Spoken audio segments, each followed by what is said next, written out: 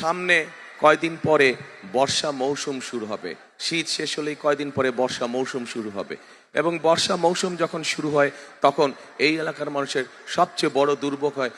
বাংলাদেশের একমাত্র smart city Bashundhara এখন আরো নিরাপদ, আধুনিকতায় আরো এক ধাপ এগিয়ে।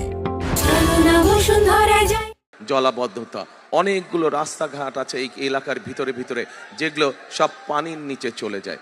এই জলাবদ্ধতা এই এলাকায় যেরকম আছে, ঢাকা শহরের বিভিন্ন এলাকায় আছে। আমাদেরকে মানুষকে এই জলাবদ্ধতা থেকে দূর করতে হবে। ইনশাল্লাহ আগামী 12 তারিখে বিএনপি সরকার গঠন করলে, এখান থেকে ধানের শীষকে আপনারা বিজয় করে নিয়ে আসলে, বিএনপি সরকার গঠন করলে জলাবদ্ধতার সমস্যার সমাধান সবচাইতে আগে ইনশাল্লাহ আমরা করব, যাতে মানুষের অন্তত চলাফেরাটা সঠিকভাবে করতে পারে মানুষ।